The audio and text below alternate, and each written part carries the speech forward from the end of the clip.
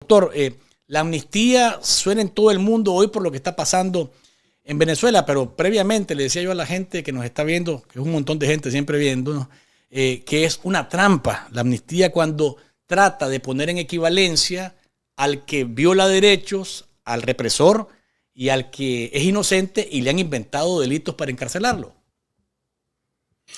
Así es. A ver, primero hablemos de qué quiere decir amnistía. La amnistía es una institución muy antigua que la palabra viene del griego, que quiere decir amnesia, amnistiar. El origen etimológico de la palabra es olvidarse. Eso desarrollado en el derecho penal supone el olvido, el perdón de delitos. O sea, para que haya amnistía, lo primero que hay es la aceptación de que se han cometido delitos, de que se han cometido crímenes. No se perdona a los inocentes, se perdona a la gente que tiene culpabilidad, a la gente que ha delinquido. La amnistía hoy en día, como está configurada en el derecho, es una institución para perdonar delitos a quienes han cometido esos delitos. Pueden ser delitos de orden común, pueden ser delitos de orden criminal, y eso es lo que determina la naturaleza de la amnistía. Ahora bien, en ese contexto, en el siglo XXI, el socialismo del siglo XXI, que es la expansión de la dictadura de Cuba, ha instalado dictaduras bajo el sistema de terrorismo de Estado, donde la gente que comete delitos es la que detenta el poder y las víctimas son quienes son acusados, perseguidos, encarcelados, llevados al exilio y en muchos casos asesinados. O sea, los que cometen delitos son los detentadores del poder, no las víctimas. Pero para llevar adelante este proceso de terrorismo de Estado, para llevar adelante esa represión, lo que ha hecho el castrochavismo o socialismo del siglo XXI es criminalizar la persecución política y judicializar el sistema represivo. Han primero fabricado leyes, han aprobado leyes donde generan tipos delictivos, delitos que antes no existían. Uno de los delitos preferidos en Venezuela es, por ejemplo, la incitación al odio. Sí. Ese delito no existía y no existe en términos normales en ninguna democracia. Uno de los delitos de la dictadura cubana es la culpa predelictiva. Cuando el Estado piensa que un ciudadano puede cometer delitos, ya lo encarcela. O sea puede, si sospecha, si se le ocurre sospechar. El que decide es el Estado, o sea, esa es la criminalidad predelictiva. Y así sucesivamente una cadena de delitos. O sea, primero inventan delitos que violan los derechos humanos, aprobando leyes infames. Usted sabe que yo he aportado la definición de lo que es una ley infame. La ley infame es aquella norma que, siguiendo todos los procedimientos formales para su aprobación, viola en su objeto o en su contenido derechos fundamentales o derechos humanos. Y esas son las normas en las que se funda la nueva tipicidad de los delitos que inventan las dictaduras en Cuba, en Venezuela, en Nicaragua, en Bolivia, en su momento en el Ecuador. Además de hacer eso, copan los poderes del Estado, hacen desaparecer la separación e independencia de poderes y concentran el poder haciendo que los fiscales y los jueces, que deberían ser garantía de libertad, que deberían ser los garantes del respeto a los derechos humanos, sean todo lo contrario. Los fiscales se vuelven sicarios y los jueces se vuelven verdugos, porque son los simples títeres de los mandatos de la dictadura, y lo hemos visto. Chávez diciendo me encarcela eso, Evo Morales diciendo ese tipo va preso, la dictadura de Ortega señalando condenas por televisión o por radio antes siquiera de que el proceso se ponga en marcha, lo mismo que en Cuba.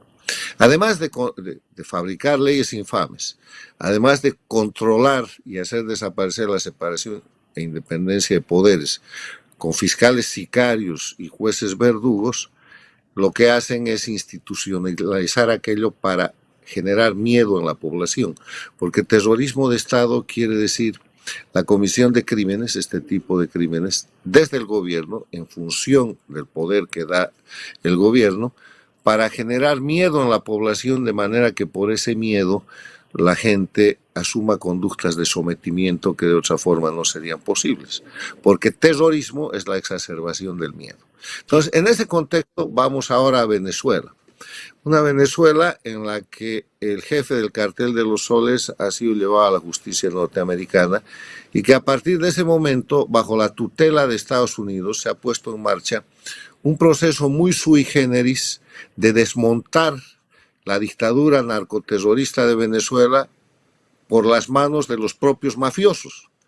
O sea, es la propia Delcy Rodríguez, la segunda dictadora que hoy día tiene la función de dictadora en jefe de Venezuela.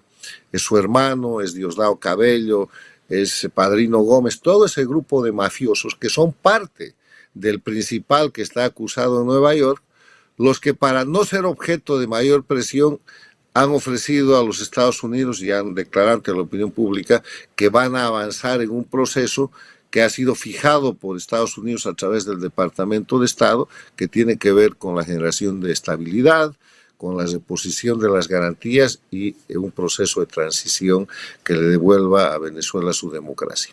Como primera señal de aquello, han empezado a liberar presos. Pero esa liberación no es libertad, simplemente como en todas las dictaduras castrochavistas, como en Cuba, como en Nicaragua, como en Bolivia, es excarcelación. Sacan a la gente de la prisión, sacan a la gente de la cárcel, pero la mantienen sometida a esos procesos infames con los jueces sicarios, con los fiscales sicarios y los jueces verdugos, la mantienen controlada a veces con detención domiciliaria, la mantienen amenazada de que no puede hablar, restringida en sus libertades, y la mejor prueba de eso ha sido lo que ha pasado con el señor Guanipa, que ha salido de la cárcel, ha hecho declaraciones, se ha expresado en ejercicio de su libertad y lo han vuelto a meter preso. Y después de unos días ha reaparecido en la casa de su hijo con un grillete electrónico y prohibido absolutamente comunicar o de declarar y con cobertura policial dentro de su casa. O sea, lo que está pasando hoy día en estas circunstancias, lo que muestra la realidad objetiva, es un país, Venezuela, donde el dictador ha sido encarcelado y llevado a la justicia, pero sigue la dictadura. Y que el desmontaje de la dictadura está teniendo problemas porque los propios miembros de la dictadura narcoterrorista que tienen que hacer ese desmontaje, obviamente que resisten. Ahora, yendo al tema específico de la amnistía que se trata como proyecto de ley en Venezuela. La amnistía en las circunstancias actuales es inadmisible. Lo que yo he propuesto es darle al concepto de amnistía una nueva acepción, un nuevo entendimiento, porque el derecho es así. Hay cosas que tienen, que representan determinada cuestión en determinado momento de la historia, y esa acepción puede ampliarse o puede variar. Para la situación del socialismo del siglo XXI, en este siglo, en este momento, para países donde hay dictadura y donde hay que sacar los presos políticos, como Venezuela, como Cuba, como Nicaragua, como Bolivia, es necesaria una nueva acepción, un nuevo entendimiento de lo que es amnistía. Y la amnistía debe entenderse como la nulidad de todos los procesos con los cuales se ha acusado injustamente violando los derechos humanos. O sea, la amnistía en el marco de lo que es el socialismo del siglo XXI, en el marco de lo que es la liberación de las víctimas del socialismo del siglo XXI, que están en las cárceles o que tienen que regresar del exilio, no puede seguir siendo perdón.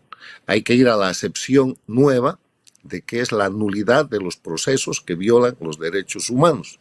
Entonces, bajo ese concepto, esa amnistía se puede trabajar y lo único que hay que hacer para que eso suceda es redactar en esos términos el proyecto de ley de amnistía, y por eso es que yo he escrito un ensayo que se ha publicado este último domingo en Infobae, en el Diario de las Américas y una cantidad de periódicos, y he mandado este concepto a a las instituciones representativas de Venezuela, a los líderes, a los partidos, para que al aprobar la ley de amnistía, hoy día en Venezuela, mañana en Nicaragua, pasado mañana en Cuba, en Bolivia, donde habían 320 presos políticos y siguen habiendo más de 200 presos, el concepto de amnistía que se imponga en función de la realidad objetiva del sistema de crimen organizado y del sistema de terrorismo de Estado que se ha montado allá, no es el de perdón, es el de nulidad de los procesos que violan los derechos humanos, y de esa manera se caen todas las acusaciones. Ese es un elemento. Doctor. Y el otro elemento es que no podemos seguir en esta dinámica en la que los criminales le perdonan a las víctimas. Es el mundo al revés. Y esto queda con impunidad. El otro tema que hay que definir es la impunidad de los victimarios que hoy día están tratando de perdonar a sus víctimas a través de una amnistía mal hecha. Doctor, en Nicaragua ya pasó esto. En el 2019 Ortega aprobó una amnistía, pero para autoperdonarse. O sea, no fue para convalidar los delitos que le achacó a los opositores, pero sobre todo para salvar a los paramilitares y a los que reprimieron. O sea, es un libreto copiado al carbón. Sí, viene de Cuba y viene de antes. Y eso tiene el problema de que no se están respetando los tres principios que también hemos aportado a esta discusión, que son necesarios para transitar efectivamente de las dictaduras a la democracia. El primero es que hay que suprimir toda la legislación de la dictadura. Si usted no suprime la legislación de la dictadura, que está básicamente compuesta por leyes infames que en algunos países incluyen disposiciones constitucionales, no ha hecho nada. Usted lo que hace es tomar el gobierno, pero dejar el poder en manos de la dictadura porque sus leyes siguen funcionando. El segundo elemento es que no puede haber impunidad. Si hay impunidad, no hay transición alguna, porque la gente que ha cometido crímenes que van desde crímenes de lesa humanidad, asesinatos, masacres sangrientas, persecuciones, encarcelamientos, tortura, hasta crímenes económicos, de enriquecimiento sin causa, contratos lesivos al interés del Estado, temas de traición a la patria y otros más graves, no puede quedar en la impunidad.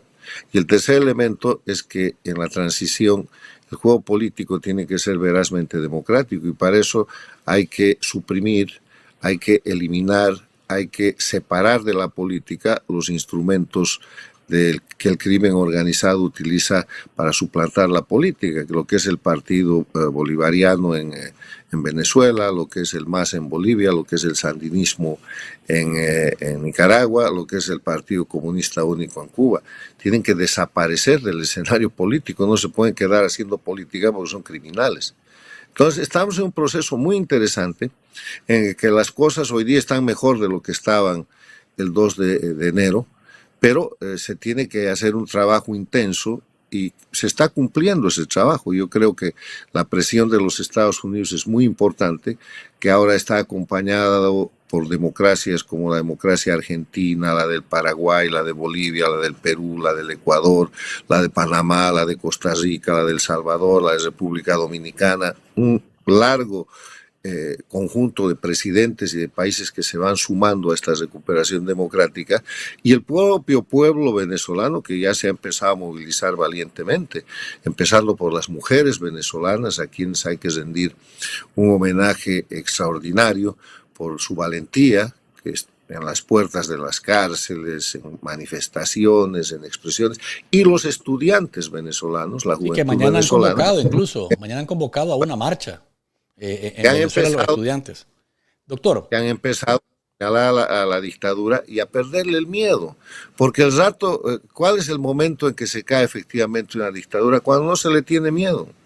Así y es. En las condiciones actuales, donde está Estados Unidos listo para repetir la operación que ha hecho contra Maduro, contra cualquier otra gente de ese grupo criminal que no cumpla el avance en la restauración de la democracia en Venezuela y la presión interna que pierde el miedo a la dictadura se va a caer. Doctor, ¿cómo mira las contradicciones a lo mismo, a lo interno de esa dictadura interina, por decirlo de alguna manera? Porque la captura de Guanipa demuestra que por un lado los Rodríguez están tratando de llevar adelante el plan con Estados Unidos, pero Diosdado Cabello no está muy contento con eso. ¿Cómo mira esas fricciones a lo interno? Yo no creo en las fricciones internas en un grupo de crimen organizado. Todas esas son situaciones entendidas. La estrategia en Venezuela la sigue manejando Cuba y la esencia de la estrategia de Cuba es ceder espacio para ganar tiempo. Lo que ellos apuestan es a ganar tiempo para que Estados Unidos pierda el vigor, se entretenga en otra cosa y Trump pueda pasar a la galería de los presidentes a los que Cuba y sus dictaduras han manipulado. Cuba tiene 67 años de dictadura, 13 presidentes, que incluyen a Trump 45, 13 presidentes de Estados Unidos a los que han maniobrado y aspiran a que ganando tiempo, aunque tengan que ceder espacios, puedan manipular a Trump 47. La apuesta es esa. Por eso la agenda de recuperación de la democracia en Venezuela es muy corta, y por eso a partir de Venezuela se ha abierto el camino para terminar con la dictadura de Cuba, que ahora está totalmente constreñida y efectivamente con una decisión de Estados Unidos de acabar con su principal enemigo, porque Cuba es el principal enemigo y la principal base y aliado de todas las agresiones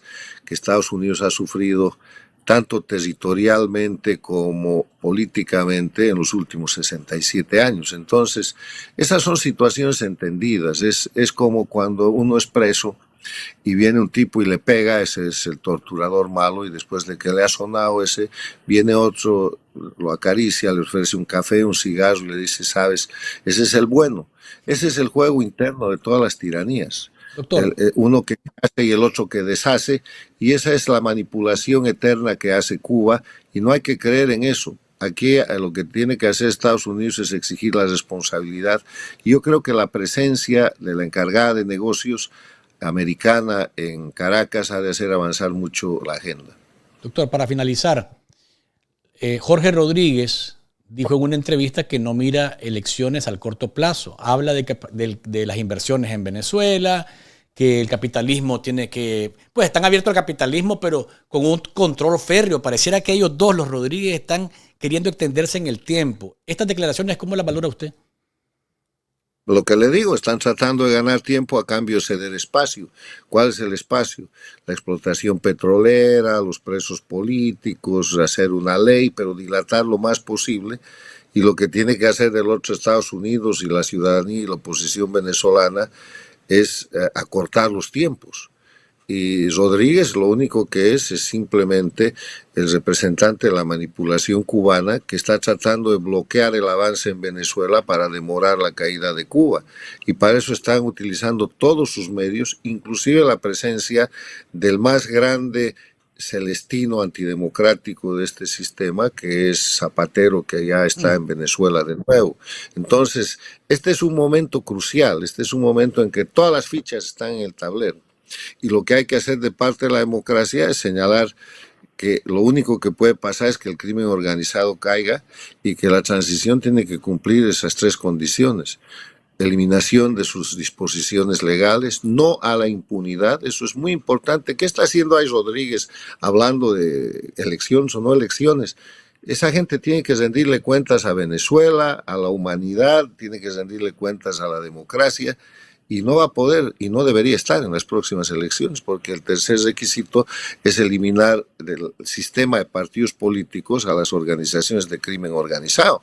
O sea, permitir que en la próxima elección en Venezuela participe el grupo criminal de Maduro con otro nombre, con otra etiqueta o con lo que sea, con Rodríguez, con Diosdado Cabello y con otra gente, es como permitir que las FARC entren a las elecciones en Colombia o que el partido nazi siga participando en las elecciones de Alemania. O sea, el crimen organizado tiene que salir de la política, y lo que hay que hacer aquí es persistir. El Consejo en el momento de vigencia plena de las dictaduras era persistir y resistir. Ahora que las dictaduras están de caída, porque estas son dictaduras, la actitud, la estrategia es persistir e imponer condiciones de transición efectivas. Doctor Carlos H. Berzaín, gracias por habernos acompañado estos minutos. Siempre es un placer tenerlo con nosotros. Cuídese y hasta la próxima, que nos tomemos otro cafecito. Encantado, don Luis, felicidades y adelante, que mire que han avanzado, porque no hemos hablado mucho en Nicaragua, pero ahí está con las barbas en remojo la dictadura de Ortega y de Murillo. La próxima vez le damos un poquito más al país, porque usted tiene un compromiso y quiero respetarlo. Un abrazo, cuídese. Me gusta.